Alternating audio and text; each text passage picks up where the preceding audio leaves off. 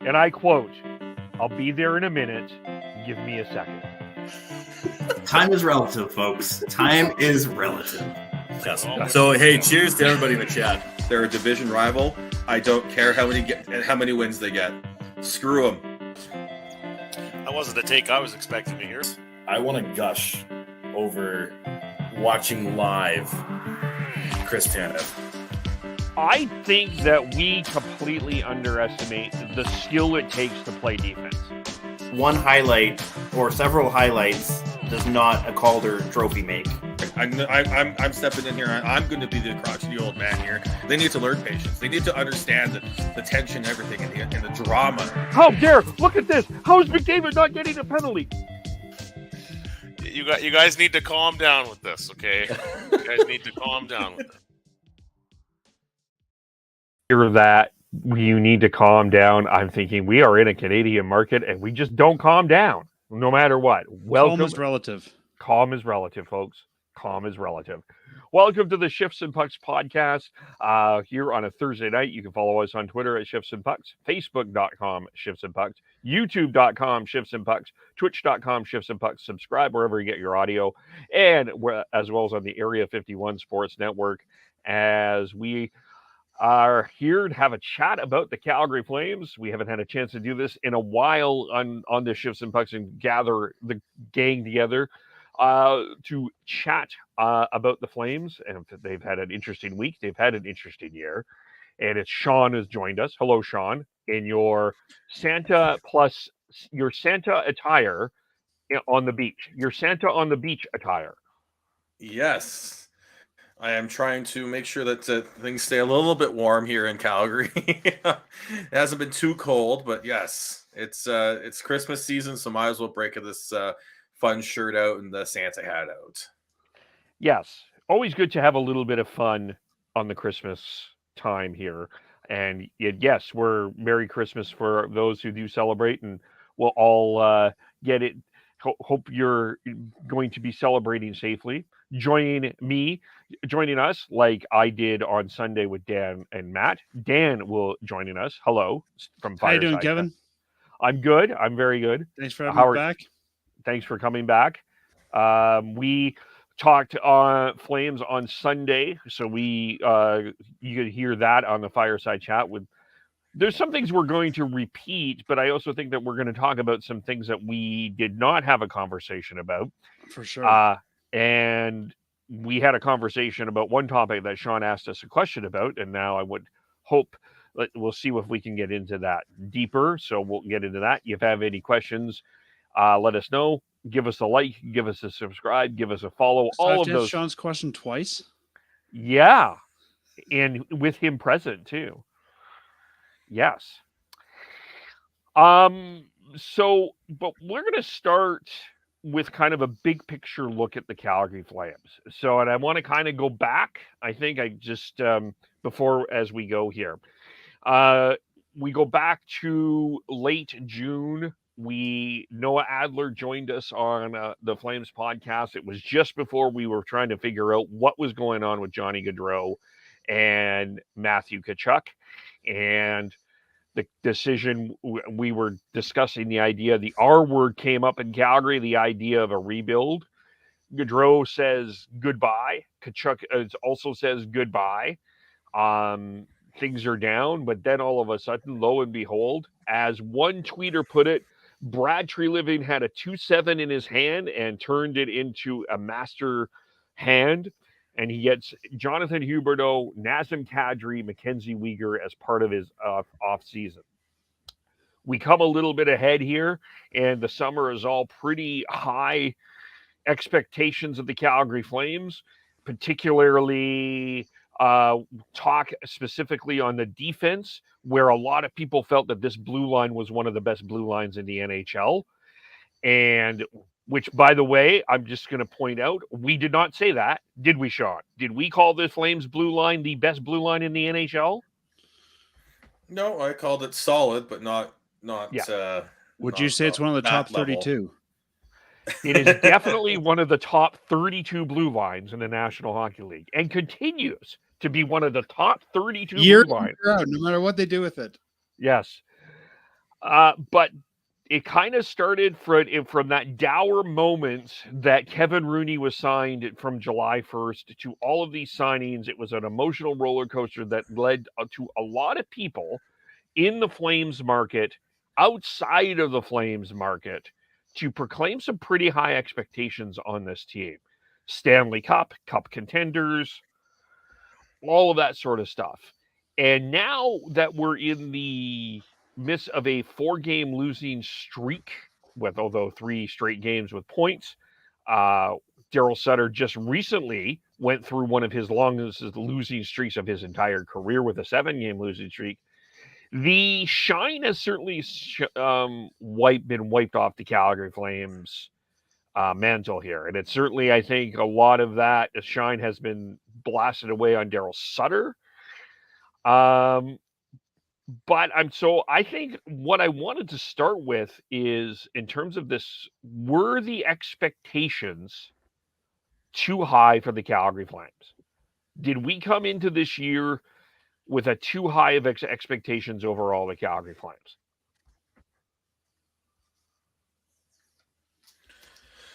I think there was talk that they would have a slow start, and we're still early enough in the season that we can say that at this point that's what they might still be trying to fight out from that. But the one thing I think we underestimated was finding the same chemistry that they had last year as a team. When you look at the way the Flames were last year, with arguably the top line in the NHL with Tkachuk, Lindholm, and Gaudreau, you lose 2/3 of that. You've got Huberdeau, who has to learn how to play the Sutter style hockey, as well as Weegar and Kadri. I think it was. I think the expectations were a bit high. The excitement was a bit high, but I don't think it's that. I don't think it's too far off from where I thought the Flames would be at this point.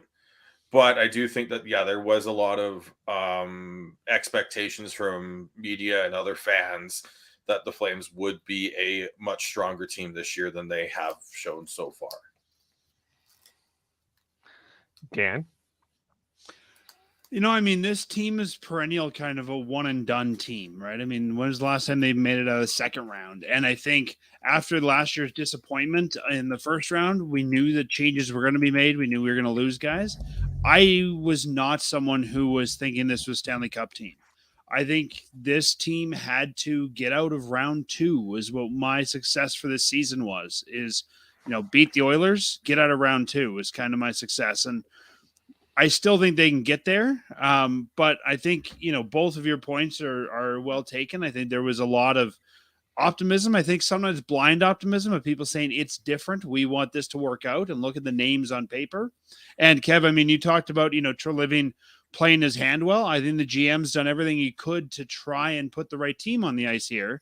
I think in a lot of ways, this is a perfect storm. We're seeing guys have bad seasons. We're seeing guys not performing more than just Huberdeau. Mangiapane, a guy who knows how to play Daryl Sutter hockey, is not playing the way he should be. The Flames are still missing a piece on the front side. They're missing Oliver Shillington. I think that there's a lot of things going on with this team that just adding or changing out 2/3 of that top line exasperates and makes worse. Yeah, I think to me, I don't know if I don't want to age this, but maybe I'm going to. I feel like some of the older contributors of the Flame that follow the Flames, I think they came away with a bit more of a reserved sort of, let's just wait and see. I think for some of the younger Flame fans, where you just went through this incredible run and you've got some analytics and points and all of these things that are just kind of feeling good, I think the challenge for a lot of the fan base this year is dealing with the fact that it's not been easy for this team.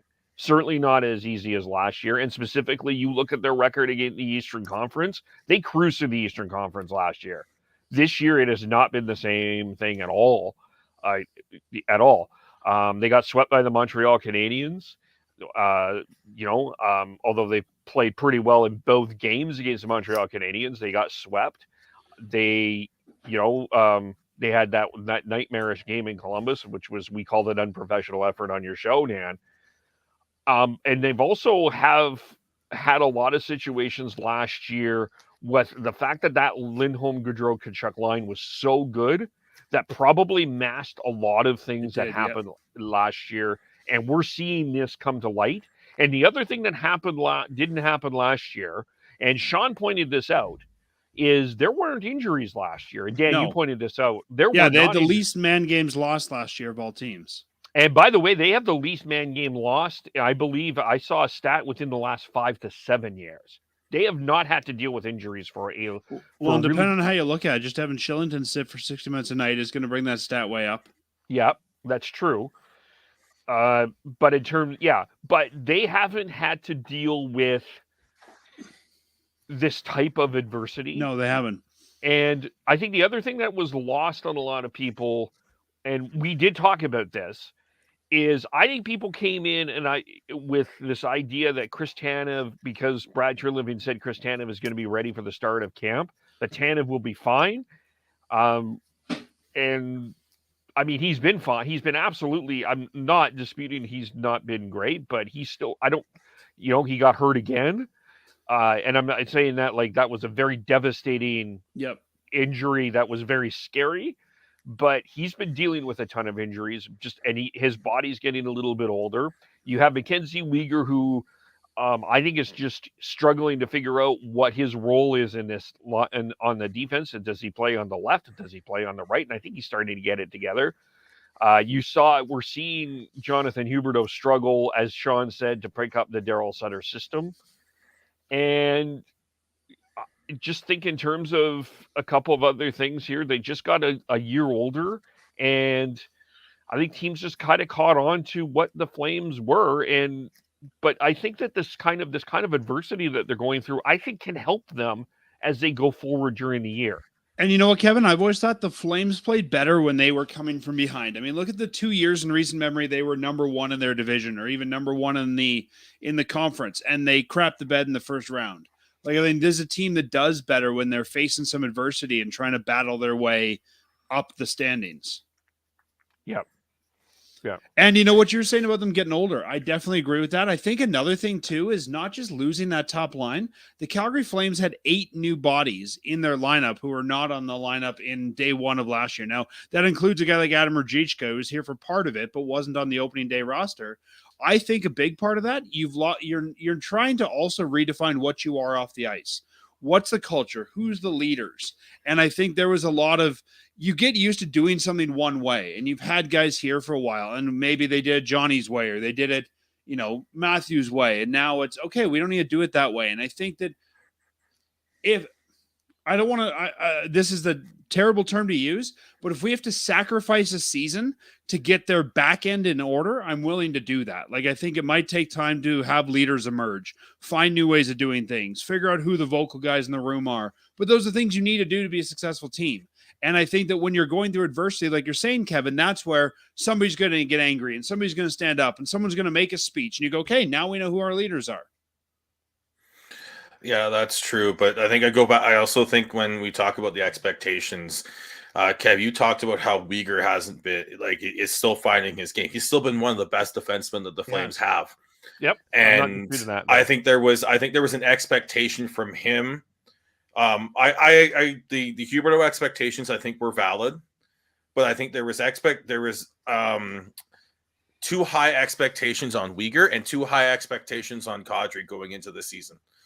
I think they were they expected a level, the level that they were playing at, Kadri specifically last year, and then the level that people were expecting from Weegar, I think was just not realistic. And that's not saying that they're not being good players, but I think it was like one step above from where they actually are in the pecking order in terms of like defensemen and centers in the NHL. And I think when you've got those two, when they thought that Uyghur was going to be like your de facto like good, like a true number one defenseman for the Flames, they don't have that. No. When I talk to, I've made this reference multiple times with the Flames blue line. It reminds me a lot of the 2011 Canucks blue line when they didn't have a true number one defenseman. But they had like Hamuse and Bieksa and Sammy Salo, players, defensemen who were good 2s and 3s, but they did not have a true number one defenseman. So Uyghur is probably the closest the Flames do have to that, but they're also missing on the blue line. I think they're missing like a true, like good puck mover, puck transporter that a lot of the top teams do have. And then Kadri. I think you've got like we talked about this leading into the season about how what are the expectations from him, and I said I think if he's putting up around 60 points, maybe pushing up into the 70s, that's a good season for him. And Daryl warned us about this too. Daryl warned us it's going to be hard to find goals this year. Yeah, I mean, I've been watching the Canucks, and goals are not hard to be found there, but on either end, on both ends. Yeah. That's right. Just collect them all up. But, and you know, I think, Sean, you have some valid points there. I think, you know, people expected some of these names to just slot in and take over from the guys that left. They're different players. You know, I think that, and I think we might be asking too much of some other players. Like, you know, I don't know that Tyler Toffoli is the ideal one RW to play with Lindholm and Huberdeau. I think in a lot of ways, the Flames were looking for guys like him, like Mangiapane, like Dube to step up and maybe, you know, give them something that I don't know those guys are ready to do or are the right guys to do. Yeah. And you mean you talked about sort of like Sean, you said that there's no number one defenseman. I'd say we have a whole bunch of second line guys here. I think we have a few first line guys, but it kind of feels like the Flames just have this mix of Toffoli, Dube, Kadri, Mangiapane, Backlund, a whole bunch of kind of second line guys, and they don't have a lot of guys who have very specific roles on the team or that very high end talent anymore. Sorry, Kevin. Yeah, well, I mean, just with Toffoli, just for a quick second here, I think the other thing too is, you know, he never played with Lindholm. I think he played 3 games with Lindholm before the season started. So, and I don't think he's been bad at all. But that's another guy that came in late in the trade deadline. So there's another chemistry adjustment in his full year. And don't get me wrong, I think Tyler Toffoli is a great addition to the team. I don't think you hoist Lord Stanley's mug with Tyler Toffoli as your 1RW. No. And I know that there's going to be some people that laugh, but I honestly do think, and I said this on Sunday I think the Flames miss Eric Gudbranson more than people realize. And I'm not saying that you should have given him $4 million. Absolutely not. That's not what I'm saying. I think for the price, you had to let him walk. Yeah, but they haven't replaced what Eric Gudbranson brings on and probably off the ice. There's a lot that I was going to say with what Dan had said about the behind the scenes stuff. You lost Gaudreau, long-term player there. Monahan, long-term player in that room. Kachuk, vocal player in that room. Gudbranson, vocal player in that room. You lost a lot of what was that leadership group. And I think even the year before that, losing Giordano, you lost your big leader. Like, I think this team's been sort of losing leaders for the last couple of years. Yeah. So I think, you know, and because, I mean, this is where I think, though, I think where we need to say I think we need to calm the brakes a little bit here. And the other thing that I think hurt this team is, and I didn't put it in the agenda, but I think it's an important point. Kevin Rooney was placed on waivers and sent down to the Calgary Wranglers. And I don't think that was the ideal place for that they wanted Kevin Rooney to end up being. But I do think that the expectations of what Kevin Rooney was to bring, although not huge, but a solid fourth line role, that hasn't happened and that hasn't helped. And the fourth line has taken a huge deterioration as the year has went on. And that, I think, in part is because Rooney hasn't been what they needed Kevin Rooney to be. I think in part, but I don't think we can blame that on Rooney. No, I don't think it hasn't is. been what they need. Rooney hasn't been what they need. Like, I think everyone on that fourth line is to blame. Yep.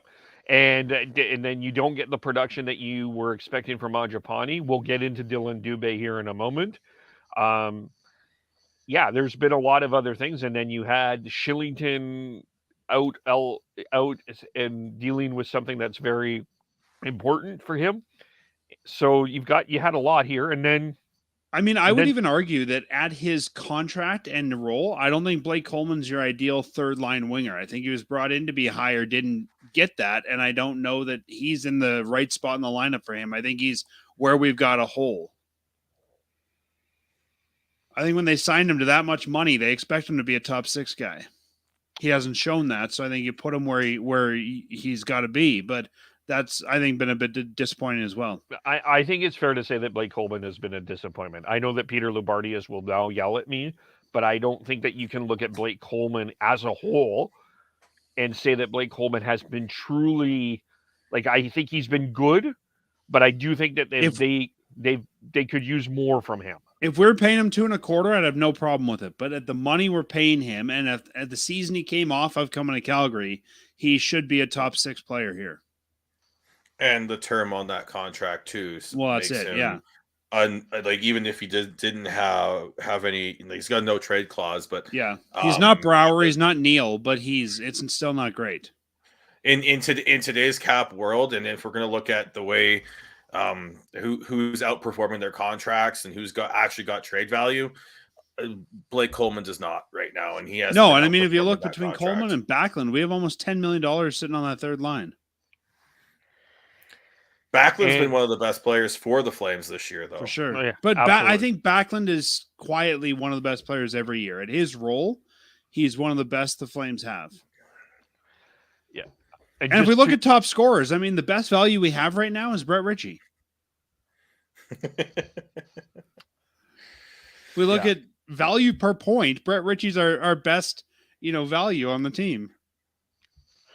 Yeah, and I mean, just with Coleman, we had the debate a few years ago, who do you sign, Coleman or Hyman? And the Oilers ended up signing Hyman, and I don't think as an Oiler fan you are complaining at all what Zach Hyman has given you.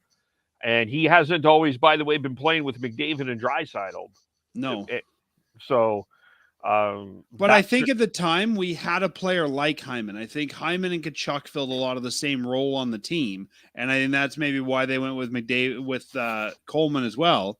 I'm not saying Coleman's bad. I mean, he's not a liability. He's not as bad as some of the overpriced guys we've had, but I just think for what we're paying him, and like Sean said, his length, he should be better than a third rounder or a third line guy. That's where you should be playing Ruzicka and Zohorna. That's not where you should be playing Coleman.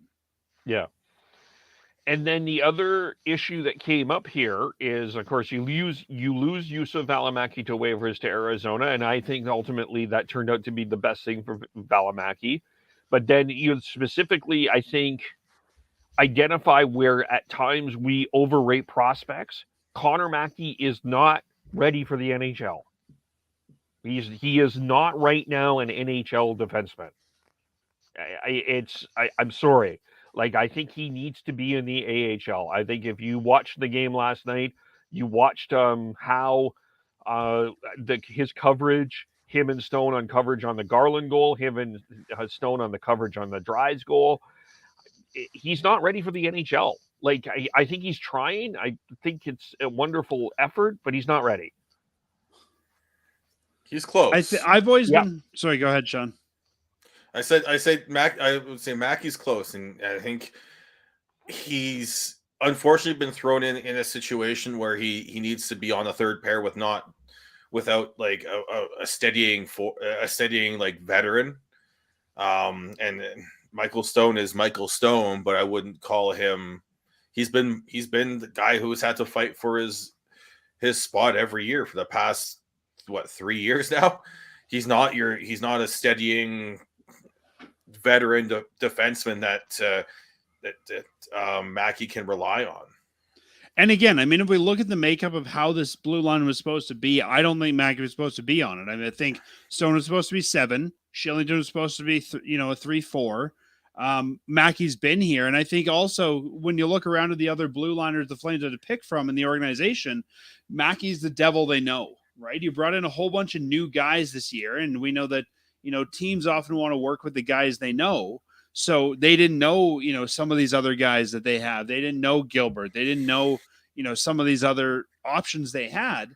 I think Mackey's a fine number 7. I think if that's where you want him, that's fine. But I've never been a fan of young players watching. I want young players to play. So I agree with Kevin. I think Mackey should be in the American League right now playing hockey.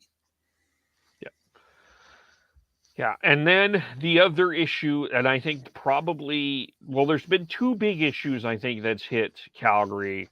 And let's address the big one, the first one, which is Jacob Markstrom, which some have been very critical of him, specifically the start of games. Saw it again yesterday, 2 goals within the first 2 minutes. Canucks are up 2-0. The Flames salvage a point out of that. Of course, against when Montreal was in Calgary, you had that adventure there, and Monahan scores 13 seconds in. He ends up saying he sucks at hockey. I'm going to start by kind of actually defending Markstrom, which is unpopular here. But you look at yesterday; it was 2-0. I totally get it. I don't think either of those goals, though, I would put on him. That was a great tip by Horvat, and then I think a coverage issue on the Garland goal. But he kept his team in the game after that. There was a power play shortly after that. It could have been 3-1. He kept it out. Dakota Joshua had a breakaway. Markstrom he allowed 1 goal after that. Even the Montreal game, he allows 1 goal after that lousy start. So, and if it wasn't for Columbus, they would have been blown out of the building. And him in Columbus, he would have been blown out of the building. I don't think that you can. To me, I don't think Markstrom has been overtly bad this year. I think he's gotten off to some bad starts. I think his starts need to be better, but I would also argue the team hasn't been able to get on the front foot overall. Thank goodness the goalie's passionate is the way I look at it. Yeah, absolutely. Yeah. And starts have been a Markstrom issue going back to his Vancouver days as well. Yeah. Maybe we got to start doing what they do in baseball. Put Vladar in as your starter and then pull him and put Markstrom in. Vladar gets the first shot, and then Markstrom goes in after that. Vladar gets the first 30 pitches, the first 30 saves, and then you put the backup in. Yeah. Question is, there going to be a bullpen? Are you going to have him with the puck machine in the back? But I mean, Sean, you're right. That's part of the scouting report. We knew that with Markstrom coming in. That's always been part of his MO. And I think the Flames knew that was. I mean, you couldn't scout him and not know that. That's part of Jacob's MO. And I think as much as there's been crap put on Jacob, it's the entire team that's the issue. It's not as though everyone else is busting their butt and Markstrom is letting in soft goals. Nope. There's a ton of underperforming in this team. And you know what? I think in some ways this is maybe a good thing for the Calgary Flames because I think it's forcing them to find out what they have in Dan Vladar. Yeah, and I will maintain this. I will sit on this rocking chair and continue to maintain this. You'll need 2 goalies to compete to get into the playoffs. It's really hard to go with give 60 games to a goalie and be successful right now in this current version of the National Hockey League. So you are going to. I think a lot of Flames fans looked at this as Dan Vladar is a placeholder until Dustin Wolf is ready. And the way I'm starting to look at it is maybe that's not going to be the succession plan. Maybe the succession plan is Dan Vladar ends up taking over for Markstrom and then sort of Wolf's the next guy after him. And we have now a step in between because I think, I mean, I don't want to say that he's a starter, but I think Dan Vladar is starting to show starter-like play more often than not. Yeah, he's on that edge and he'll need to be given the reins to be able to prove that. Exactly. I don't know if that's going to happen in Calgary, even with his new contract, because you've got Markstrom locked up another 3 years after this season at $6 million. I could see it happening where they start to slowly change the time until Markstrom in that last year becomes the overpaid veteran backup. Yeah, but at that point, at that point, Dustin Wolf he'll be, if he's not, the way I look at it, if Dustin Wolf continues to play the way he did last year, he's not quite at the same level this year, but he's still playing really well. And if he's still playing at and is showing that he's ready to make that next step, I wouldn't be surprised if Dustin Wolf's camp pulls a something similar to what Thatcher Demko's camp did to the Vancouver Canucks a couple seasons ago, when the Canucks had Anders Nielsen backing up Markstrom. And they're like, well, no, he's ready. He is ready to play in the NHL. And at that point, I think that there's always a trade value for a guy like Markstrom as well. If the Flames wanted to go that way. I'm not saying that's the way to go.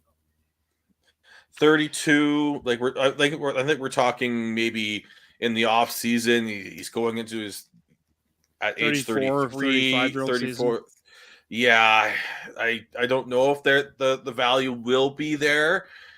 Let's just say you'll be able to get something for him. I mean, if you look at, Mike Smith got things when he was old. I mean, there's always some team that wants an old, reliable goalie. You're not going to get a first for him. No. It'll also depend on what the cap does as well. Yeah. Yeah, that's a huge point. And how quickly this situation arises. If we're talking about, say, sort of halfway through next season, maybe. But if we're going in, if Dustin Wolf plays this way and going all this season, and the power play comes from his agent in the summer, then I think that's gonna that'll be a little tougher for the Flames to navigate if they're going to try and move off of Markstrom. But even then, I think Markstrom's play of the past 3-4 games, he's 0-3-1, but that's not his fault. He's I think really Markstrom's looking a lot better these last couple games. Yeah. Yep. I agree. The other part of this conversation has to do with Daryl Sutter. And certainly this was a guy that Flame fans were praising to the hilts last year. They loved his quotes, and it was a rosy relationship with Daryl Sutter and the Flames fans last year. This year, not so much. This year, it's a lot of question of why the hell are you playing Brett Ritchie? Why the hell are you playing Trevor Lewis? You finally scratched Milan Lucic. You didn't give Matthew. We'll get into Phillips and Zohorna, but you're not giving some of the young guys that shot. Your play is too old. What the hell are you doing? You're not adjusting. All of that sort of stuff. Sean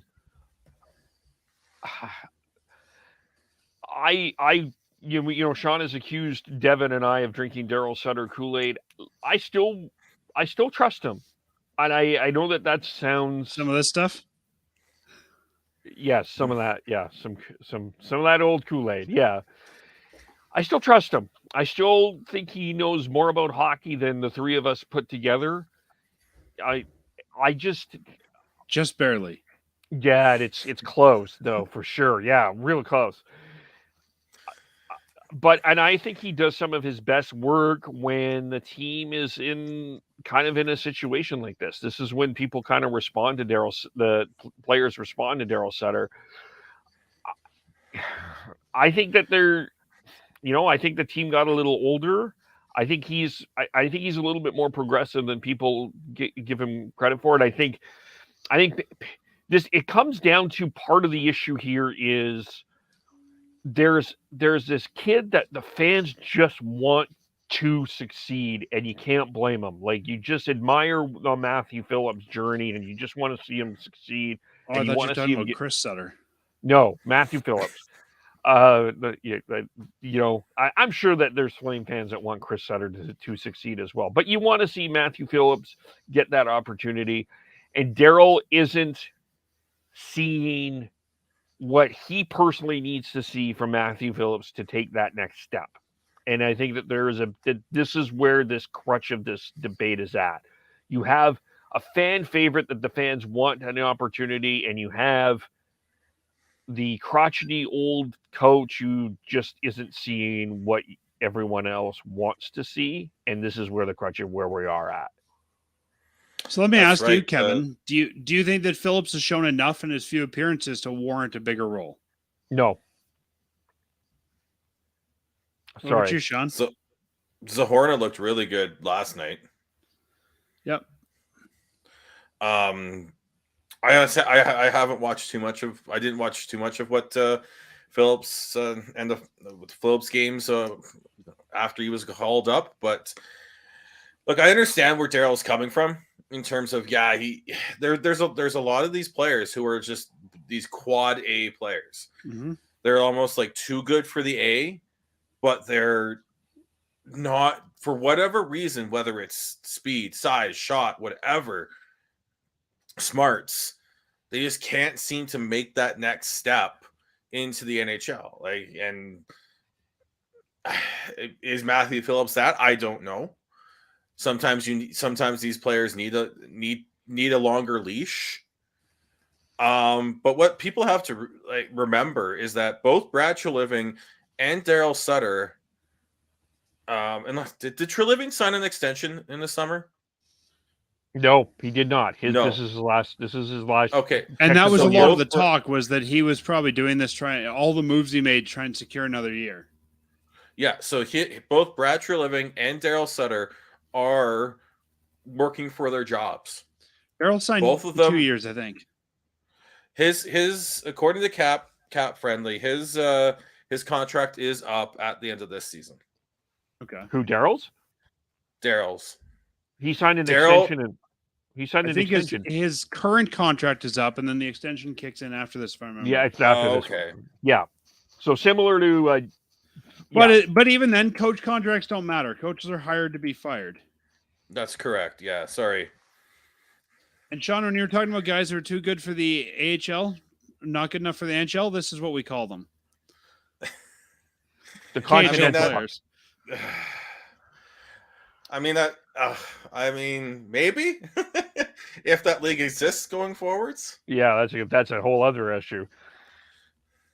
But the point being, like, And there's nothing to say that, okay, let's just theoretically throw this out there. Daryl Sutter's an old curmudgeon. He doesn't know what he's doing. So we fire him, we put Kirk Muller behind the bench. Nothing leads us to believe Kirk Muller promotes Phillips and puts him on the first line. Like, or whoever else you'd want. And nothing says either that the Flames would spend money on the right coach. History shows us we like to hire scrubs in that role.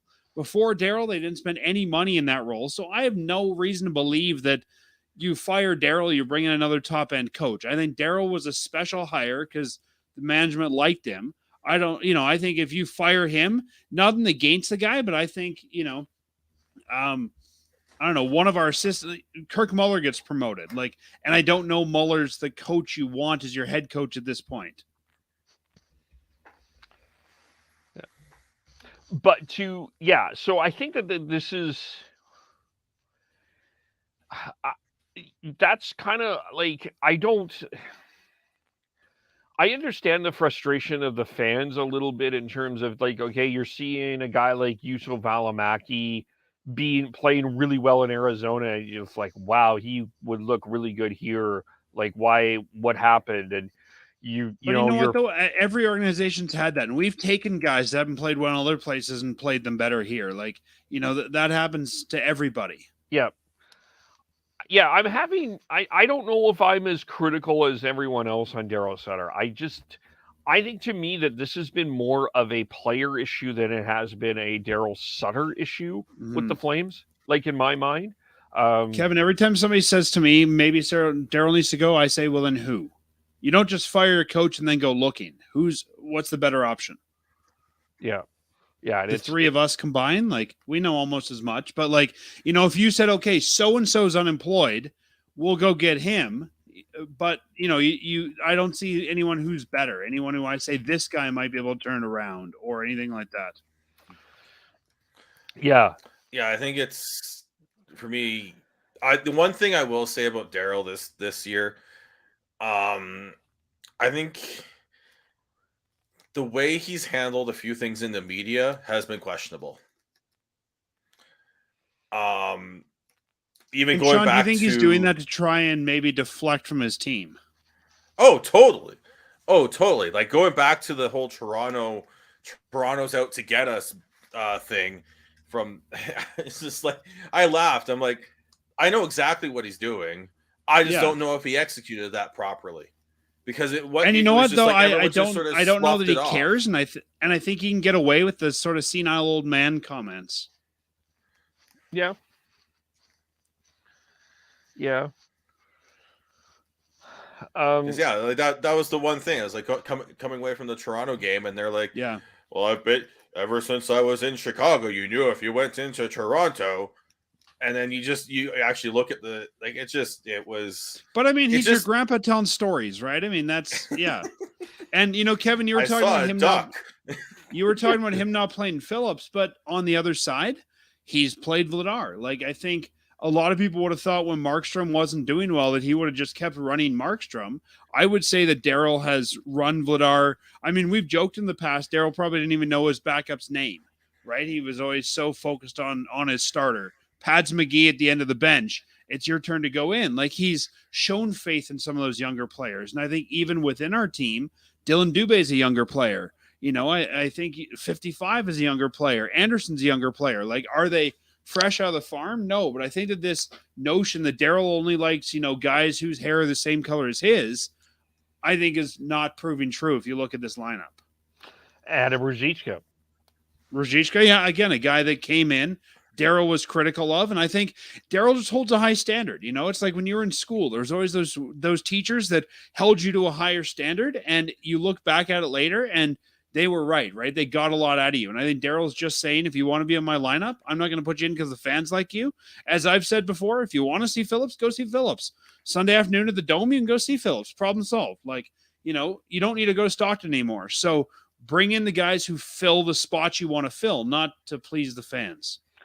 So I guess that leads to that question. Go ahead, Sean. Yeah. I was saying the other thing with Daryl is like he wants you to earn the spot. He doesn't want to give you the spot. He wants you to earn the spot. And he wants you to continue to earn it every game. Yes. You don't just earn it once and you're on the lineup. Yeah. He was critical of Ruzicka last season. Yeah. Ruzicka comes in, earns a spot, and has continued to play well and continues to play. You also have Vladar's another good example. Shillington's a good example from last season. Dube's a good example. I mean, when Daryl first came in, he called out a lot of guys. Yeah. So let me ask the question then. With Matthew Phillips, do you keep him up here, or do you send him back? Well, aren't both Zohorna and Phillips sent down already? Technically, they've been sent down, and I think, Sean, it's because it's an off day and it's a cap move. I think they'll be back on the roster soon. I think the Flames are doing it to manage the little bit of trying to squeeze that little bit of cap money they can. Remember, sending them down just means dragging their hockey bag one door to the left. Oh, yeah. Well, part of me, too, is like I look at there's also going to be the also playing around with the waivers for both of them. Yeah. And going into the holiday season here when Well, they've got the roster so that's freeze. it. If you can send them down today, then you buy yourself an extra day of waivers. And you don't want them stuck here during the waiver free or the roster freeze. Because once they're stuck here for the roster freeze, that can handcuff them coming out of it. And Phillips and Zohorna are potential waiver claims at this point in the season. So, Kevin, answer your question. Do I keep Phillips here? I guess my question is who comes out? And I don't think Phillips. I think Zohorna is playing a great role where they've got him. And I think they've got Zohorna playing in the right spot for who he is. I don't think they have Phillips in the right spot, but I don't know who you take out to put Phillips in that spot. Yeah. I've always been one that said if you're going to bring in a guy who should project to be a top six, you got to give him top 6 minutes. You got to play those guys in the situation you see them being so they can play their game. And you can see what they've got as the player you want them. For me with Phillips, I have no issues with him playing with like Backlund and Coleman on the third line, because you're playing with one of the best players who's been playing in Backlund and Coleman, and they're both good skilled. Then what do you do with skilled Ruzicka? players. But then that's the issue there. Right, and that's my issue. I have no problem keeping him here, Sean. I just don't know who comes out. Yeah. You're not going to take Coleman out. No. Yeah, I'm going to read Ryan Pike's from earlier this afternoon just for clarification. Per NHL media portal, appears Flames have sent Matthew Phillips and Reaves Zohorna to the AHL.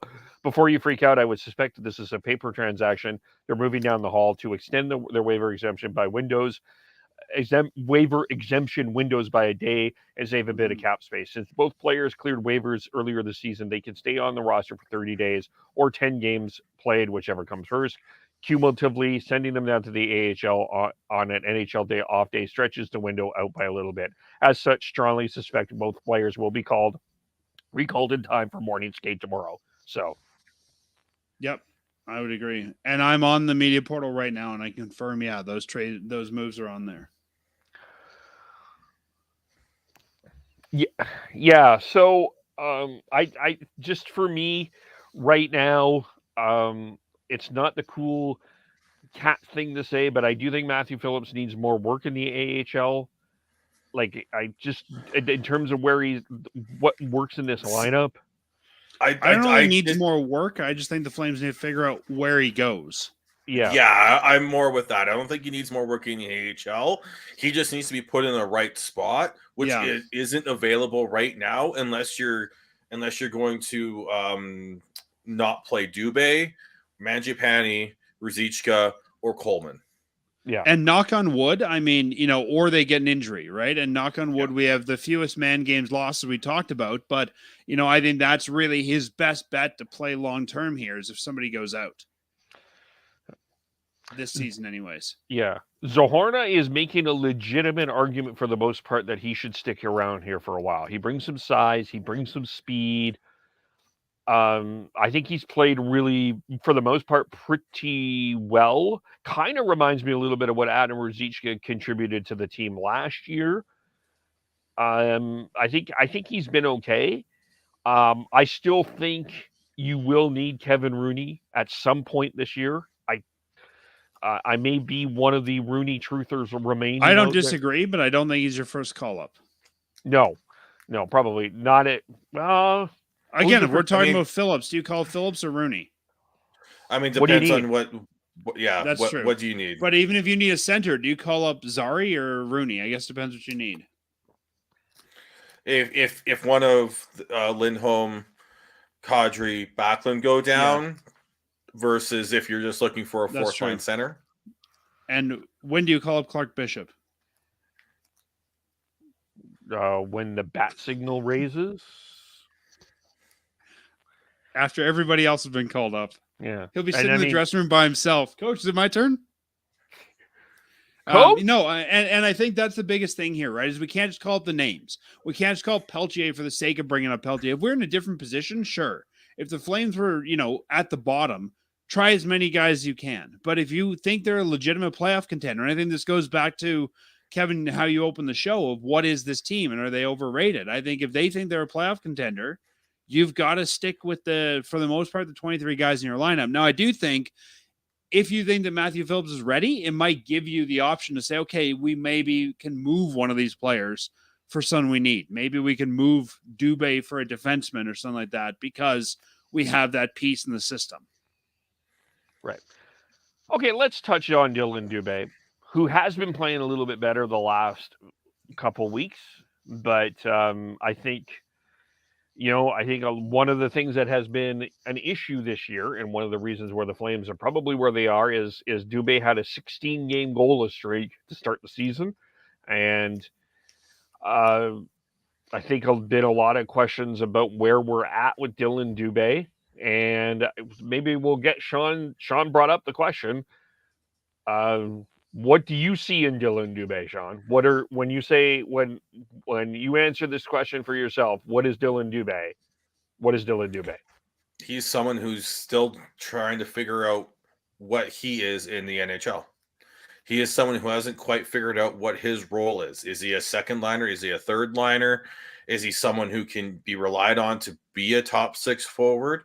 We don't know. That's the question here with Dillon Dube, because you look at what the makeup of this Flames forward group, and they've got that second line with Mangiapane, Kadri, and Dube, and it's been spits and spurts with them. They have not been able to be consistently like creating offense for the Flames, or at least creating offensive chances.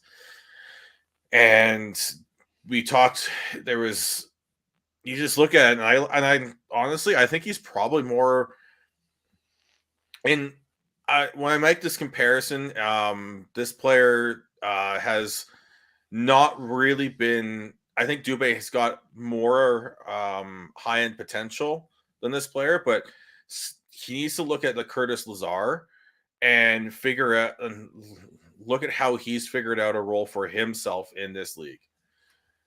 And figure out how Dillon Dube can use that to help him take that next step. Because he's at this point, I think he's been a little bit better. He's tied for the in the last 10 games for the Flames. He's tied with Ruzicka and Backlund for most 5-on-5 points, but only one of them is a goal. But he needs to figure out the consistency part of it, and being able to make an impact on the game when he's not creating offense. Because right now, if he's not creating offense, for the most part, he's invisible. And that's something that I think Daryl's struggling with. And that's something that the Flames need him to figure out if they're going to be able to take that next step, or they're going to have to look at making a move here to find to fill that role. Because Dan, you talked about how Tyler Toffoli isn't your best. It isn't ideal as a top line right winger, but he's also the only option they have right now. For sure. I mean, when I look at this team and I think of the ideal second line, I think it's Kadri, Mangiapane, Toffoli. That's a great two. Yeah. So I think when you look, I think that's why I brought that question forward, is because I don't really have an answer, but I don't think anyone is there anyone who really does, let alone Dillon Dube himself. And I think every team has a Dillon Dube. When I go through the league, I mean, I look at guys like, Frank Vetrano. I look at, guys like, I don't know, Dylan Cousins maybe, and Evgeny Dadonov. I think all these teams have these sort of tweener guys that they expect to be a second liner, can do it, but maybe aren't the most reliable, aren't the most, aren't showing that all the time. And I think Dube he's still very young, has the potential to be a second liner, but I think there was a position open this year. And we came into the season knowing there's a position open in the top 6. And I feel like Daryl keeps shoving the same puzzle piece into it when it's not working. And to me, I think right now, based on what Dube has shown, he's a third liner. To me, he hasn't shown enough consistency to be in your top 6 in a playoff team. Can he do it? Sure. Can he fill in there? Sure. Until he explodes on the third line, I see no reason to try him higher, but we're out of options. It's him, Ruzicka, or Coleman. Those are our options. So of those pieces, he's the best. But honestly, at $2.4 million, I also look at this as a piece that I wouldn't be sad to say goodbye to, because it's an easy piece to replace. I'm not saying go out and trade him, but if you can throw him in or get some value, or if you need to move that to make room for Phillips, I think at this point we've given him a long enough leash. Yeah, so chances for, chances against last night, the Calgary line, it was chances for 12, chances against 13. The only line that was actually on the front of that was the Zohorna Lewis Ritchie line. It was 10-4 for the Zohorna line. Every other line last night was not. So, I think that I don't disagree with anything that anybody has said here. I'm with you. I don't, I don't even if Dube is a second liner, I ask myself what role does he fill? And to me, Dube is sort of your NPC character. He's generic NHLer number 29. I don't really know, if you go into your NHL 2013 and hit the generate random player button, to me you get Dillon Dube. I don't think there's anything special about him. He's just a good enough hockey player to play in the National Hockey League. and not be a he's- liability. Yeah, I would say he's like the struggles of Mangiapane sort of exacerbate this issue For as sure. well, because I feel like Dube is just like Mangiapane light Yep. in terms of what he brings to the game, and when both players are not playing at the level that they need to be, and you're just dragging down another player like Kadri, who started off the season on fire, but has really cooled off since. And Kevin, I mean, you've mentioned Valimaki a few times. I could see Dube getting moved out of Calgary either by trade or some other, something else going on, and him flourishing in another market. And I think if you put him on, a second line on a non-playoff team, I don't want to say Arizona, but an Arizona-like team, I think you could really see what you got there. And I don't think Yusso was ever going to get the shot that he got there in Calgary. That's the way the league works. So you've got to go away, show what you can get, and then be brought back into the fold in a team. And I think maybe that's what we need out of Dillon Dube, is just send him somewhere where they can have more patience with him. Yeah. We also tend to like our own guys too. And Dube's, an Alberta kid. He came through the Calgary system. Like, I think sometimes, especially here in Calgary, and you guys cover the Canucks more than I do to know if it's true there or not. But I know as a longtime Flames fan, we tend to really be stoked about our own born and bred guys, to the point that sometimes we can't see when it's time to maybe walk. And I'm not saying we should walk away from them, but I think, sometimes we put too much stock in the fact that they're ours. Oh yeah, that's very true, because I think it happens in all the Canadian markets. Yeah, I'll say 2 words: Jake Virtanen. For sure, yeah. And I think that might be the thing with Dube here, is he's ours. He's our draft pick. He's come through our system. He's a nice young man. I think maybe there's, and I credit the Flames for their loyalty. It's something this organization is known for. But I think sometimes we can be too loyal. Yeah. Yeah, that's certainly, I think it's interesting. We'll see what happens. So now that we've answered what is Dillon Dube, can we answer where is Dillon Dube? He's probably at home. Who is Dillon Dube? Why is Dillon Dube? Yeah. Because he got drafted.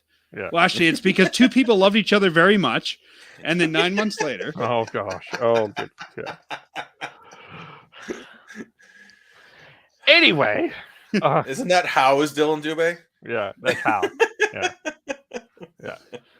Okay, why is because they drank too much that night, but well, we don't know that either. Oh gosh. Maybe, yeah. The other Flames topic, and I caused a bit of a stir on Twitter last week because I pointed out that the Flames were poking around on Brock Besser, according to Rick Dollywall. There was some interest after the whole Brock Besser issue a couple of weeks ago. And my understanding from last night, though, is he was not a healthy scratch. It was an illness scratch. Sean, you can correct me if I'm wrong, but that was my understanding of last night's scratch. Do you know any different? Yeah, last night was a sickness. Yeah. So, but last night was an illness one. Yeah. But I guess we to address it, I don't see this being a fit for the Flames. Just $6 million. You're adding another guy to a team that you've already added a whole bunch of other people to, and it just doesn't make sense at this particular point to me to add Brock Besser yet to this lineup. And I think, in terms of interdivisional trades, this is one where I think the Flames would have to give up more than they should for a Brock Besser. I just don't see that making sense from the Calgary Flames perspective. Well, anytime on our show we talk trades, I always have to remind my co-host Matt, we got to send something back. You can't just take Brock Besser because we'll consider you in the future. Like, what, and my question always comes, great, what are you willing to give up? And right now, I don't see anything, enough, I should say, that I'd be willing to give up. Yeah. Yeah, exactly. I think if you can con him and taking Dube and Clark Bishop, we got a deal, but they're not taking that. And eating the salary equivalent. Yeah. Yeah, that's part of it too. He's at 6.6 on the cap, so you have to make it the cap work.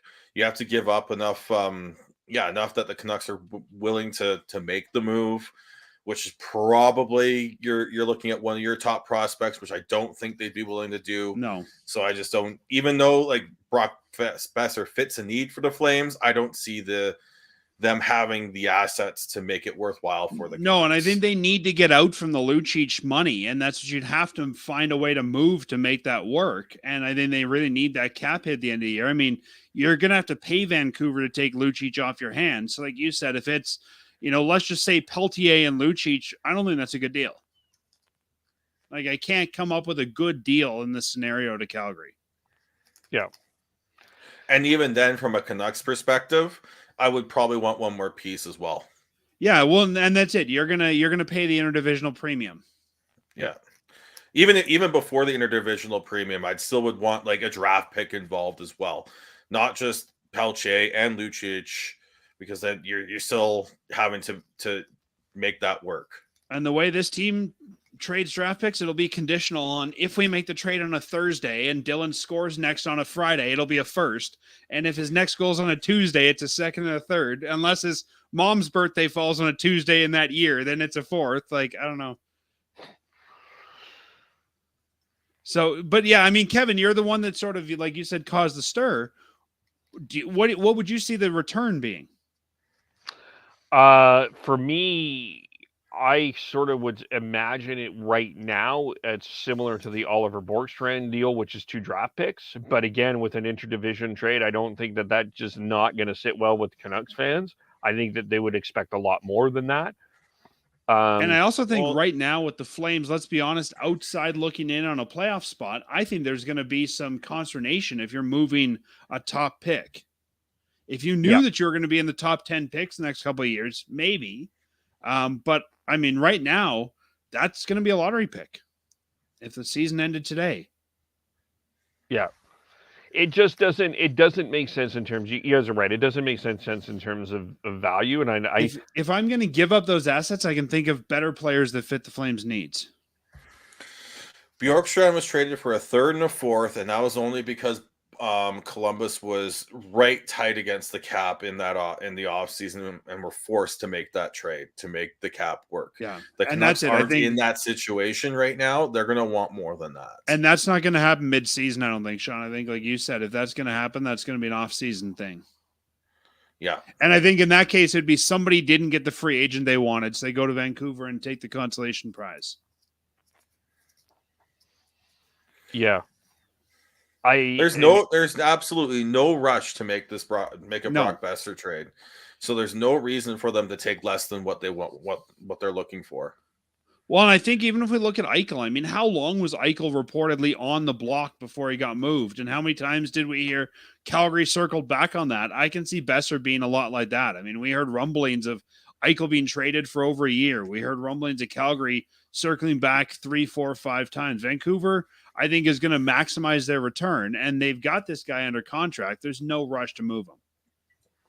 Yeah, I would be surprised if we moved before the deadline. They have 2 to 3 other players that they're going to be more focused on moving, and more urgently focused on moving than Brock Besser. Yeah. Or at least making a decision on, right? With the Canucks, you've got Bo Horvat, you've got Kuzmenko, and then even Luke Schenn. I think those are your 3 that the Canucks are going to be urgently looking at making decisions on. And you're not going to move all 4 guys in 1 year. Yeah. Well, Canuck fans would love that, but yeah, you're right. You're not going to do that. But some Canuck fans would like that. But I said this on Sunday. I think just in terms of value, I think Luke Schenn is more of a piece that I think the Flames would be looking at more than Brock Besser, just because I think I disagree. In terms of value, in terms of like trade, in terms of like, hear me out. Luke Schenn fits a need for the Flames that they don't have. He fits a lot of what Eric Gudbranson brought last year. It's an easier contract to swallow for the Flames in terms of price. So that would make more sense. I'm not saying that that's going to happen. I think the Flames want Horvat or Besser, but I think if you look at the cost of acquisition and what they could swing, I think Shen might be the one that they could logically do. Yeah, that would make Even then, I don't think he fits the a need that the Flames a key need for the Flames here. If I was going to go out and give up an asset for a defenseman, he wouldn't be my first choice. The Flames are for me. I think the Flames need to look at upgrading the puck movement, puck transporting part of their blue line, as opposed to just going out and getting a Luke Shen. And there's a question there that we don't have, none of us have the answer to, and that is Shillington ever coming back? Like, I think even if we say he's coming back next year, are you looking to make a long-term acquisition, or are you looking to make a deadline acquisition, or are you looking for a guy to replace him? Is he coming back this year? Is he ever going to be back in the NHL? I think there's a piece of information there we don't know, and that's probably why they're also holding out on doing anything on the blue line.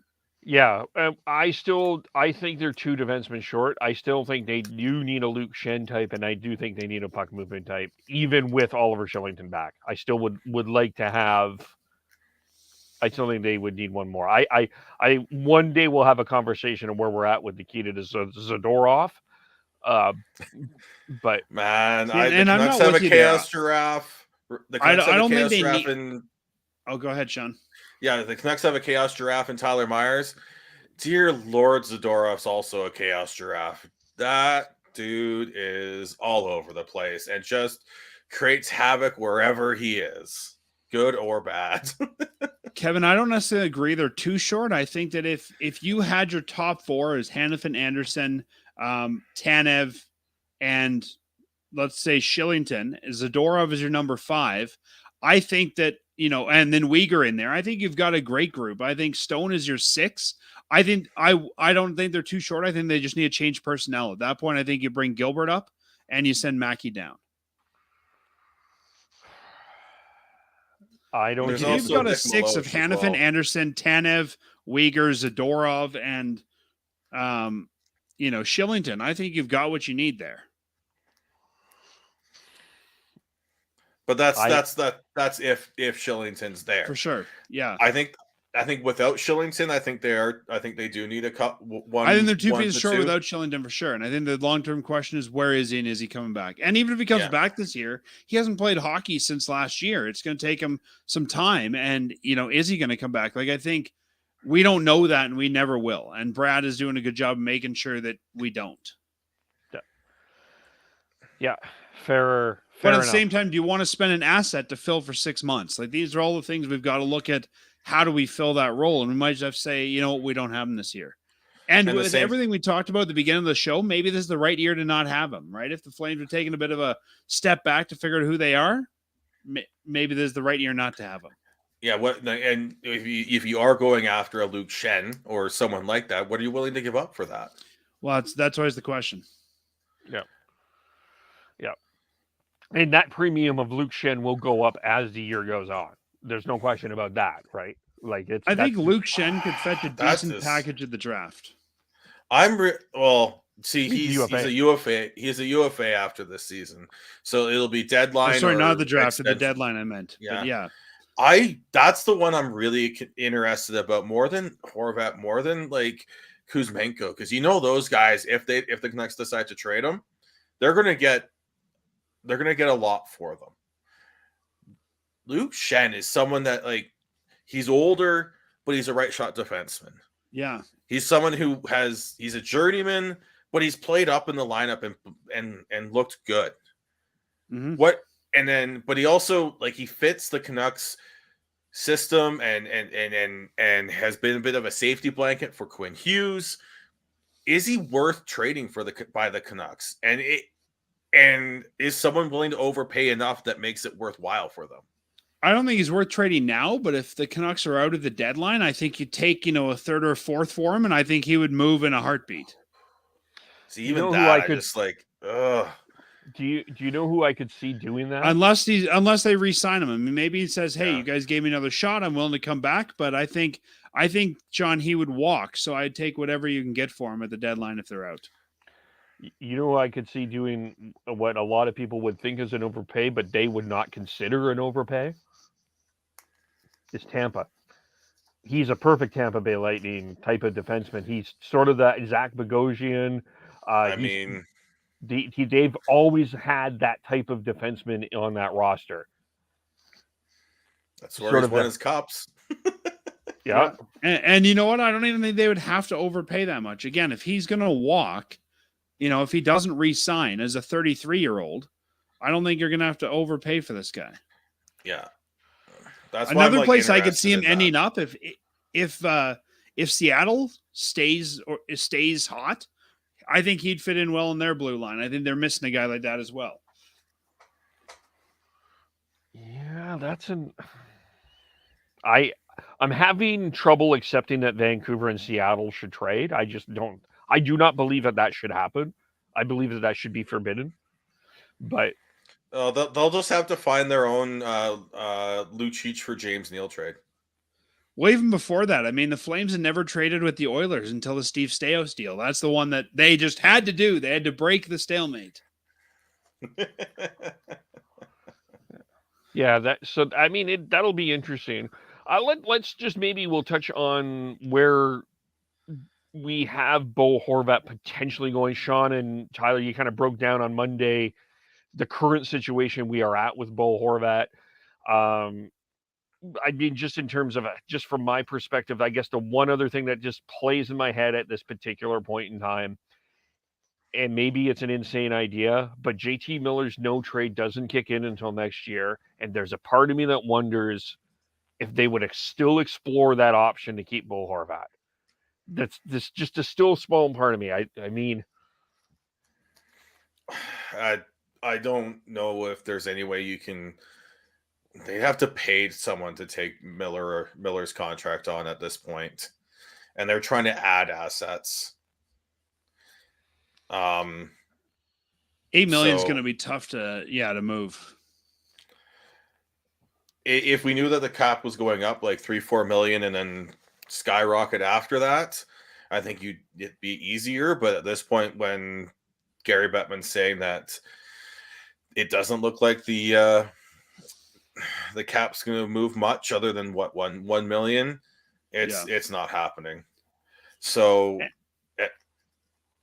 unless the Canucks are able to move on from Oliver Ekman-Larsson or a Tyler Myers, and ideally if you look at the big picture, it has to be an Oliver Ekman-Larsson because they've got Pettersson coming up with can potentially sign a new extension come this summer with him his current contract expiring after next season. You have to if you're going to find a way to keep Bo Horvat and move out some cap space to make it worthwhile long term. I think it has to be OEL, but that's going to be. And I think in any of these deals, Vancouver's going to have to eat some money.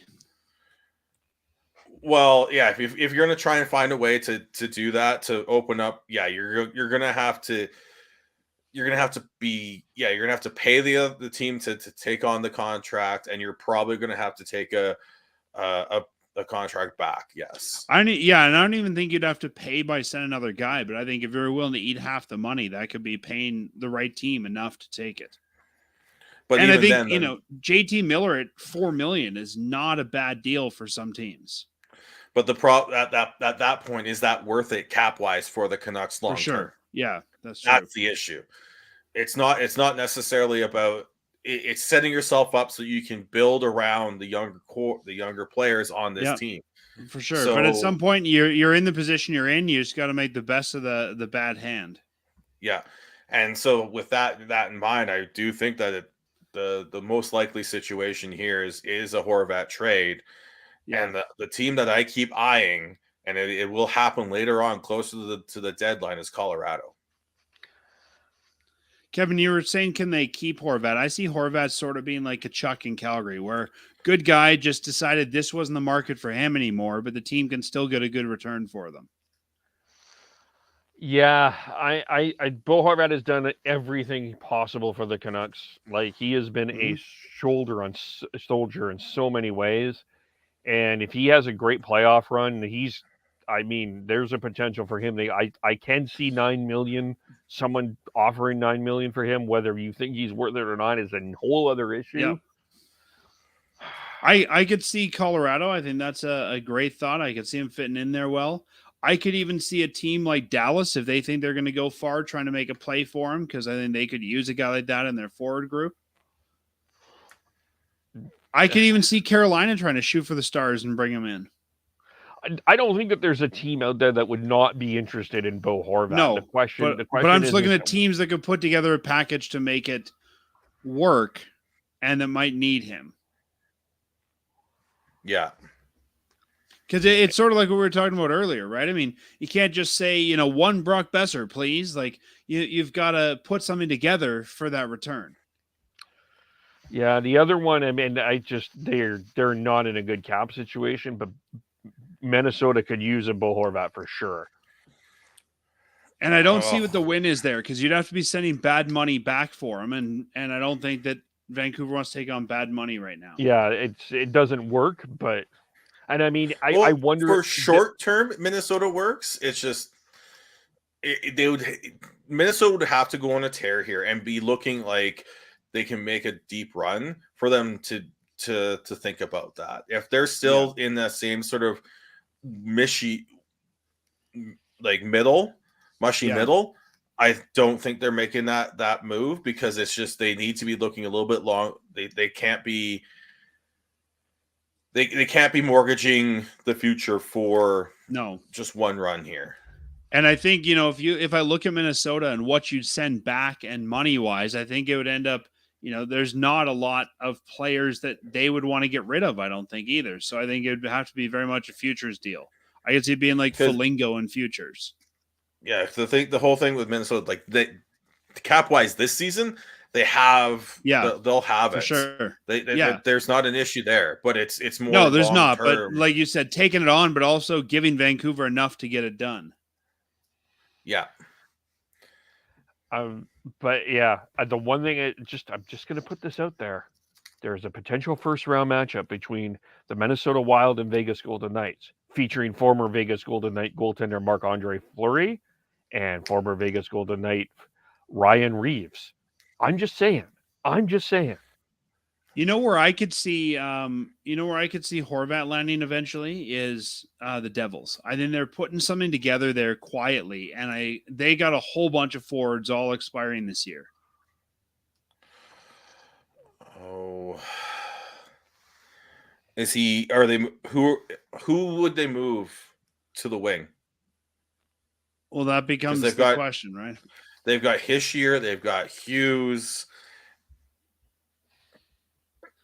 I think you might be able to pull off, if you wanted to move JT Miller, that might be a team that you might be able to move him to but they'd have to give up a lot.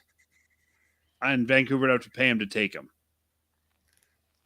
Because, the Devils have only 4 forwards. They've got Bratt, Tatar, Johnson, Wood, Hulka, McLeod. Like, all their forwards are done at the end of the year. So they're going to be looking for new forwards. And I could see them wanting somebody with a little bit of tenure in the league. If Hughes and Hischier are 21 and 23 and they're the only guys still under contract, I could see them maybe want to bring in a veteran. Maybe.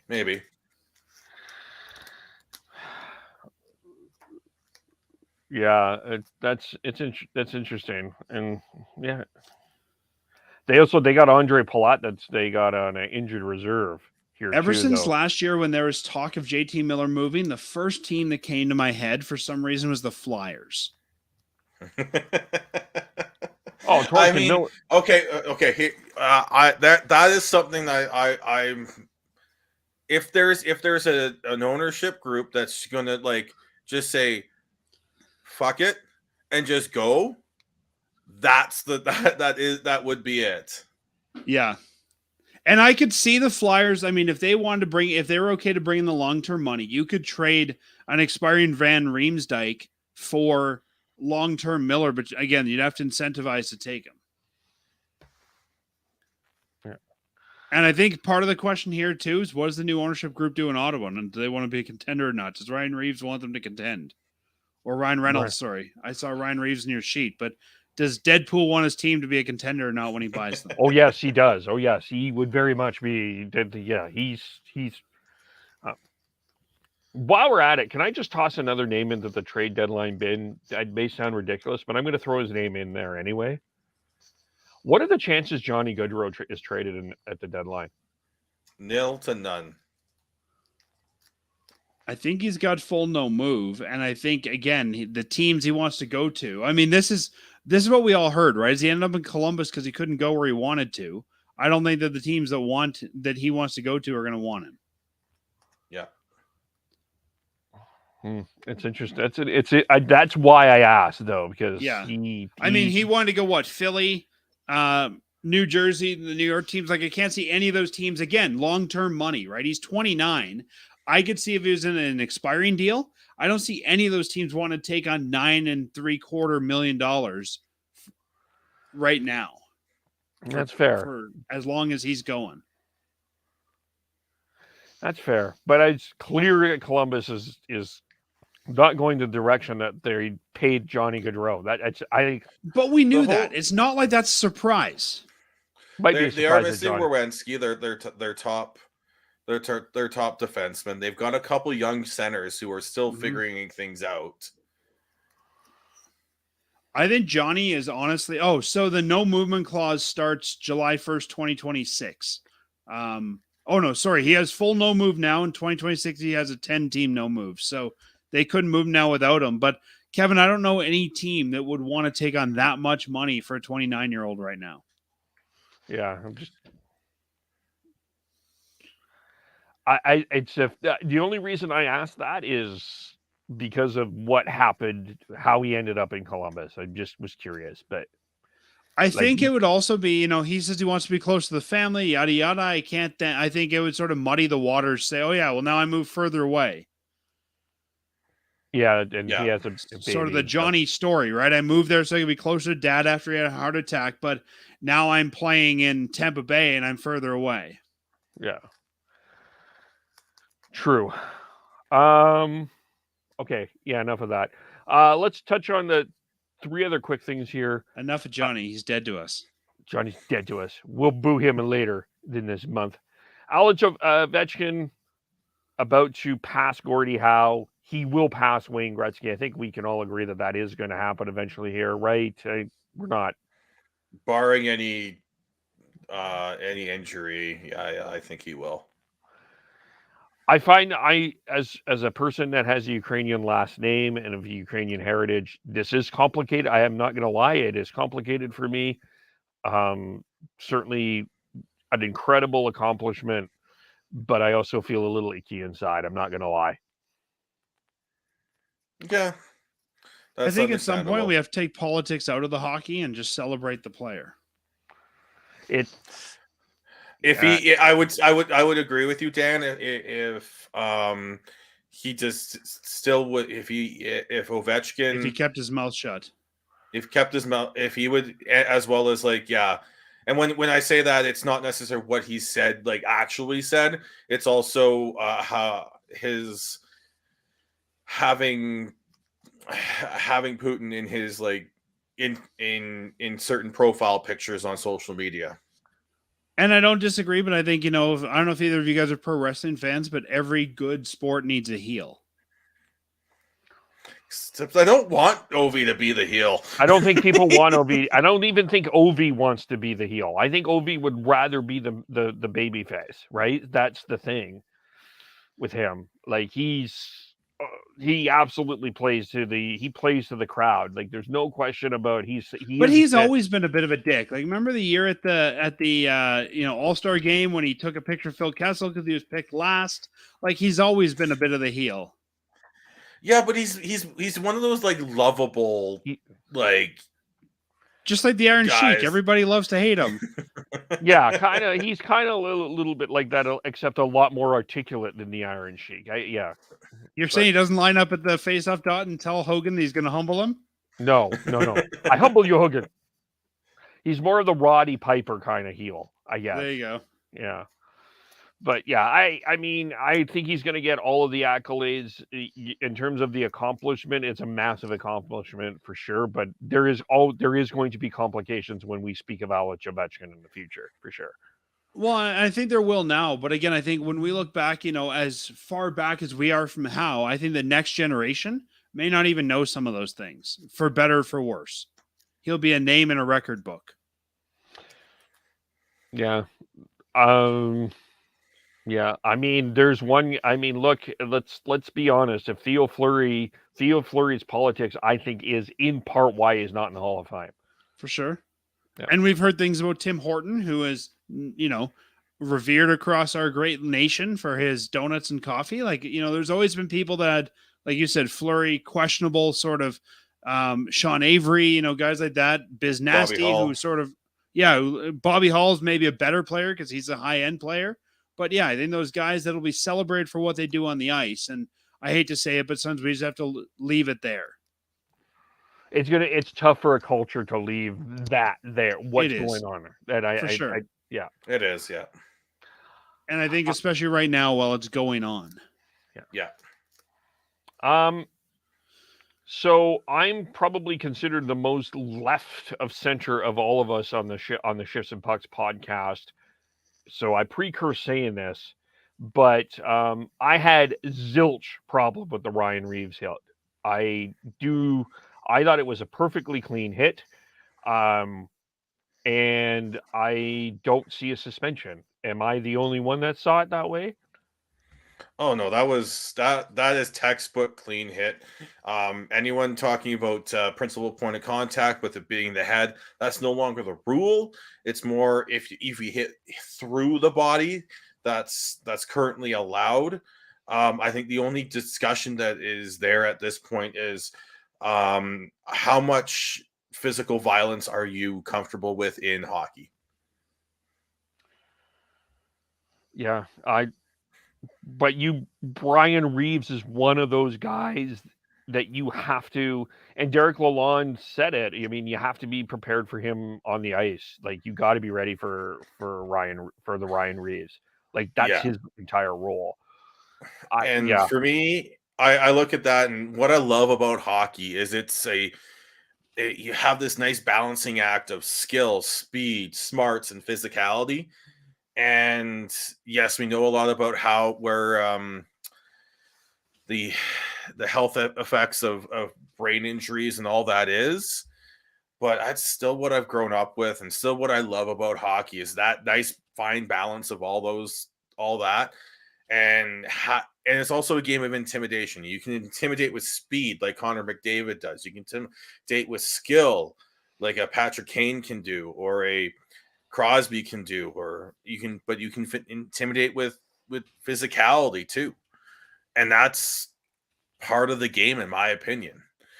And like I said, I think the only the discussion I'm willing to have with people about is how much physicality and just brute force in terms of the body checks are you comfortable with. And I'm at one end. I know other people are at another.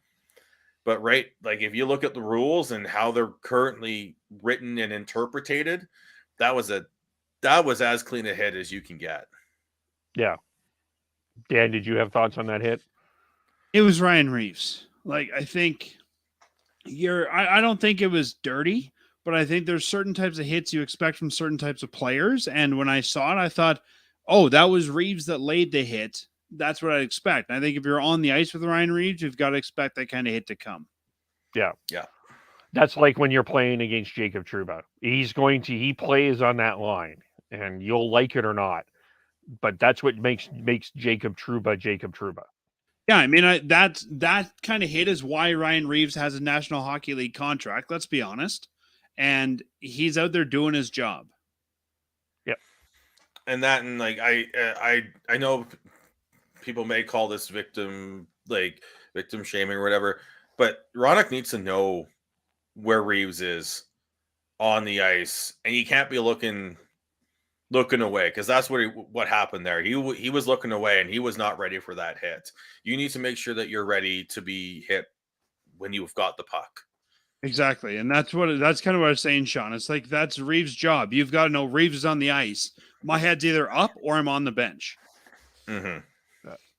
And they even tangled up earlier on in that shift, and like still just forgot he was on the ice. Exactly. Didn't Zadorov just lay someone out kind of similar a couple games ago? Oh, probably. Yeah, that's what he does. That's part of. But again, right? That's why he's in the National Hockey League. Okay, if Tyler Myers is the Chaos Giraffe, what is Nikita Zadorov? He's the Chaos. He's just another Chaos Giraffe. There's multiple giraffes in the world. There can be multiple Chaos Giraffes in the world too.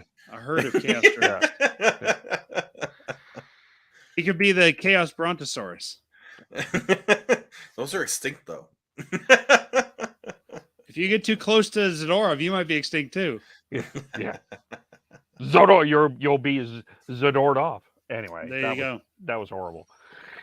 I'm not going to give the article credence because it really sounds like it's not credible. The article about the way that the talk of the schedule was going to go, but Chris Johnson did confirm that there was a discussion of a change of schedule, and I think one of the things that came was a little, in terms of Battle of Alberta, was a little of concern, sad for a lot of people, is there was only 3 games. Actually, for me, I'm going to be honest, I love the fact that there's only 3 games between Calgary and Edmonton. I think that just creates more of a dynamic for us to look forward to that more.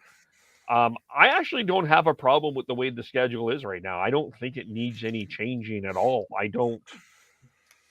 While you look at it, something to look forward to, if you're the Calgary Flames, you would rather sell more tickets to a Battle of Alberta than try and con someone into buying tickets to see you play the Islanders.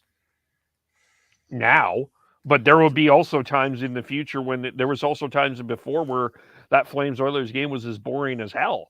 It was boring, but it always sold out, I think. There's always been that rivalry. The atmosphere was always was there. And I mean, Kevin, you mentioned Vancouver and Seattle not trading. Like, if you want to build that rivalry, the best way to do it is play a lot of games. But the best way to do that is to play playoff games. That doesn't necessarily happen within regular season. But not everyone gets to play playoff games. I think you've got to play meaningful games. Yeah, like Sean said, and then you take it to the playoffs eventually. Yeah. Go ahead, Sean. I do have a thought, but go ahead, Sean. Well, I think part of it to me is like, I look at how it goes into also like this expanding of the playoffs and all that. And you look at the World Cup expanding that in the next year, just because we got the World Cup going on. That's on the top of my head. I don't like it, because it's like it takes away the specialness and the rarity of making it, and all in the name of more money. And yes, I know cash is king and all that, but I just look at that and like, honestly, ideally, I think 82 games is too much. I would like to see it more like cut it back to make every game feel more special. Like it just, especially once you get into like sort of mid-January through till through February, it's just another game. It's just another day. I don't think you're ever going to see them cut back, though. Oh, I know you won't. We won't ever see that. The only way that would happen is if another league started up and they were able to make that happen. Or you could have half the games with double the capacity. Yeah, everything is the Winter Classic. Gosh. Well, and I don't want them to add games. I'm okay if we my favorite schedules, I think, in the NHL were when they came out of the big lockout, and it was you played your division rivals a whole bunch of times. I think 4 times each. You played every team in your division twice at home, twice in the road, and you saw everybody in the opposite division once on the road and once at home. And I think that's a perfect schedule. Like, I don't want to see the Flames play a lot of Philadelphia. I don't care. I don't want to see the Flames play a lot of the Rangers, but I think we all want to see them play the Torontos, the Montreals, the Edmonton, Vancouver. And, you were talking about the playoffs. I would say there's been a big Calgary-Vancouver rivalry over the last couple of years. Those are two teams that have rarely met in the playoffs. So I think that you can build a rivalry like that through regular season play.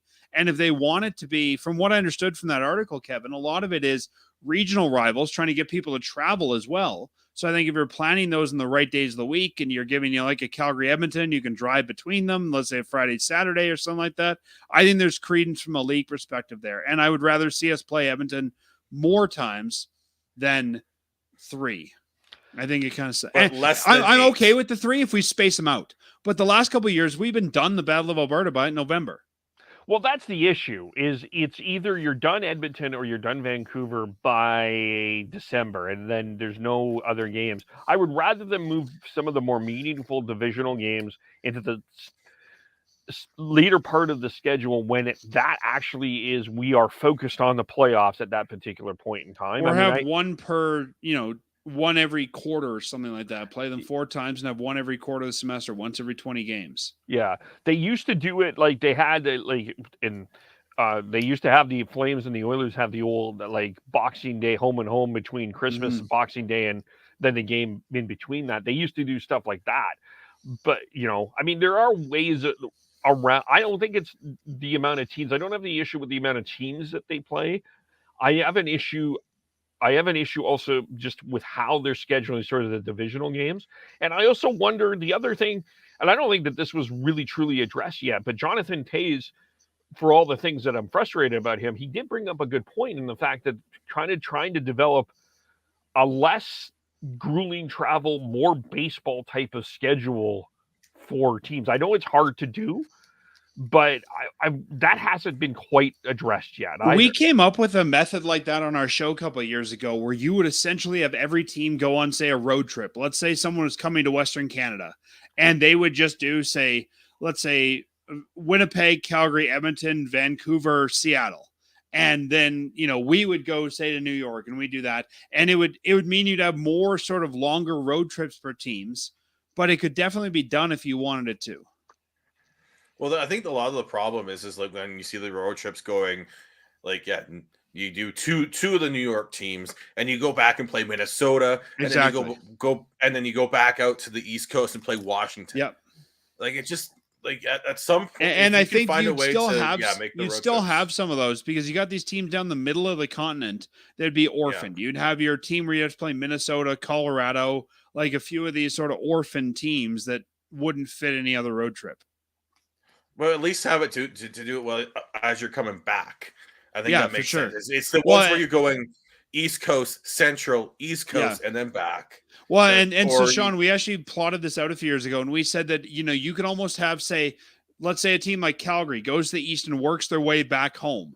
And at the same time, a team that's to the West from the East is working their way back home. Mm-hmm. Yeah. Look at this, the Flames schedule. This is an example. And Kevin, before you get there, I liked what you were saying earlier about more kind of meaningful games. And you mentioned the Calgary and Edmonton Boxing Day. I remember when it always used to be the Canadiens on New Year's Eve. Yeah. I think maybe just having these games that are meaningful to teams, maybe it's sort of like in baseball when they used to have the Blue Jays and Expos on Canada Day, have these games you can rely on, or the Heritage Classic in the CFL. Let's have meaningful games on meaningful days that people can look forward to year in and year out. Yeah. The CFL has done a really good job this year with their schedule with the Canada Day weekend, Labor Day weekend, Thanksgiving weekend. They're all sponsored, of course. But yeah. Even if we said for, the Canadian Thanksgiving, we're going to have all the Canadian teams play each other, something like that. I think if you have New Year's Eve is always these two teams, Boxing Day is always going to be this opponent. You sort of get into this groove of people looking forward to those special games because right now it just seems to be a random jumble of we'll play there when Toby Keith isn't in your venue. Yeah. Appointment viewing, yeah. Look, so the schedule for the Flames, they play tomorrow home to St. Louis. Then there are 2 games in a row in San Jose, Sunday, Tuesday. And then they got the Kings and Ducks. Then after Christmas, home to the Oilers, off to Seattle, back home to Vancouver, off to Winnipeg, back home to face the Islanders, and then off to Chicago. That makes to me that makes no. That's an odd schedule. Like that's just odd planning there. Part of it that though is again, Dan alluded to this earlier about the Toby Keith comment, but it's building availability. Yeah, well, for sure. And let's be honest. I mean, here in Calgary, the Flames are the top, tenant. That's not true in every NHL market. Sometimes they're the second or even third tenant in that building. Yeah. True. If we look at a big basketball market like, Tampa Bay or, one of these, other markets, I mean, it's probably in some arenas, the NBA team, then the concerts, then the NHL team. That's probably what it is in Denver. Yeah. I mean, the Avalanche are popular, but they're not the Nuggets would be the main tenant. And I think and the big thing I hear people talk about baseball a lot, and even you mentioned this, Kevin, you got to remember baseball, they're in the same city for 4 or 5 games. Like it's a lot different schedule where you go in there and you're playing a week against the same team. The NHL will never do that. No, so I think the best you could do is a hub and spoke system. Like flying to Calgary, stay in Calgary, bus it to Edmonton, but you can't do that in every market. What are you going to do? Fly into Chicago, bus it to Minnesota?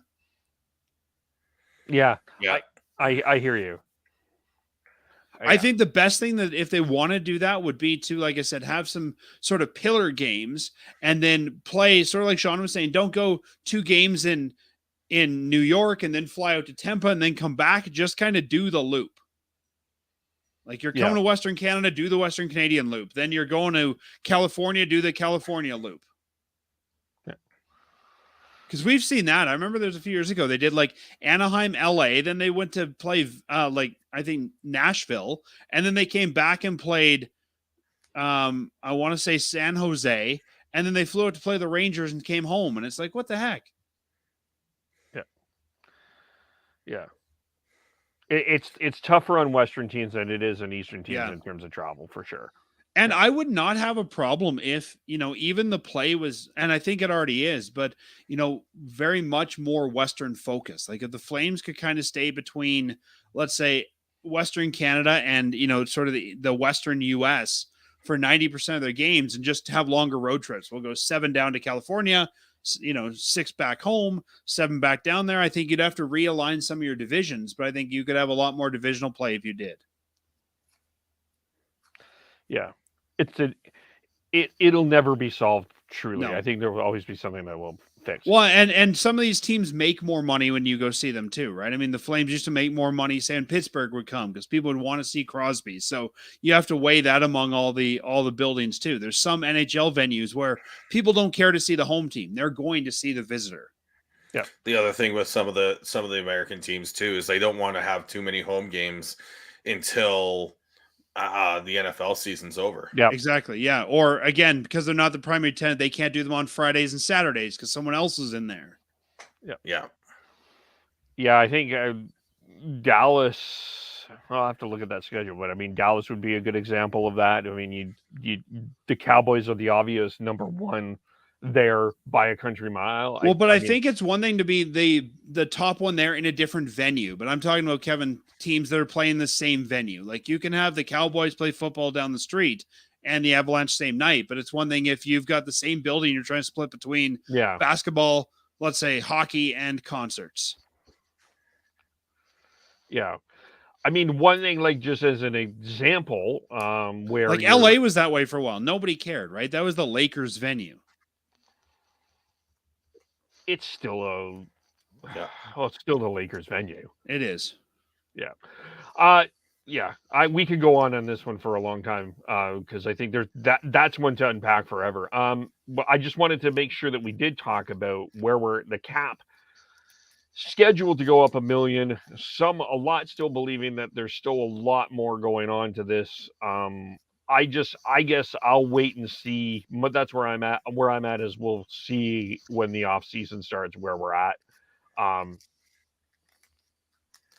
It's confusing, but that's kind of where we're at. Well, I think what might happen is we might see some negotiations between the NHLPA and the NHL as to because they know that if it's not this year, it will be next year that the PA's whatever escrow debt or whatever they're calling it has been paid off. So they may try and like maybe a 2.5 mil raise this year if they can negotiate that. But the thing in the NHL, there's yeah, nothing happens for free, and I guess the question is, what are you willing to give up to make that happen? exactly right. So I don't know what I at this point, unless somehow the players find that money. The money. Well, it's just the HRR, the hockey related revenue goes up enough that debt is washed. I think teams should just be like planning for that 1 mil, because if I was a GM, I'd plan for the $1 million. I think even going into the season, we kind of heard $1 million. You plan for it, and if you get 2, wonderful. It's a little bit of extra. But if you're planning to put $3 million more on the books, you're going to be screwed. Yeah. Yeah. Well, and there were 2 teams tonight that played a man short. Florida played a man short. I think Buffalo also played a man short tonight. So at some point, the NHLPA should probably do something. I don't know, but that seems to be a player safety issue in my opinion. But I was chatting with someone. It's interesting you mention that, though, Kevin. I was chatting with a guy who's covered the AHL for 22 years, and he said in seasons like this is when, as an AHL guy, you're rubbing your hands together because there's more opportunity because you're cheap. Yeah. Yeah. And that's not, and to me, like that's just on the specific teams for. Well, that's it. Being so tight to the cap, like you have to have some wiggle room here. You got to have some wiggle room. It's poor management of your cap. Yeah, that's fair. And I mean, that was Florida's decision. And I think Buffalo, it wasn't a cap issue. It was because they're and if you look at hockey as a business, if your local 7-Eleven couldn't afford to pay a guy to stay overnight, nobody's going to swoop in there and put somebody in there and pay for them. It's going to be, well, you couldn't afford that, so you're not open. You're not making the revenue. Yeah, to me, that I don't know. I feel like there's more to this story than that. I think Bettman is subtly. I agree with everybody that said Bettman was subtly negotiating there. I just have a personal issue with how the NHLPA has handled most things around what their actual role is, and I'm always confused of what the NHLPA's actual role is. Because as a person that was involved in a previous job with the union, I'm confused what the NHLPA is doing for their players. To be honest with you, trying to negotiate a World Cup. Oh, that's it. Okay. It feels like, I mean, the PA does stuff, and we see it, right? I mean, we see they negotiate on rule changes, and they've done some good stuff around concussions and been part of that. I just think that they know they got to pick their battles. And nothing gets done in the NHL just because it's a good idea. It's always, well, what will you do for me? Yeah, it's certainly political. And in that case, if nothing else, they just need a leader. Because if you ask 600 NHL guys, hey, guys, what do you want to do? Nothing's going to get done. Yeah, and they need to pick a leader right now. That's the other thing. So anyway, yeah. Is there anything else we need? Oh, there is one thing. I do want to make sure that we touch on this. We continue to send out our thoughts to the Snow family.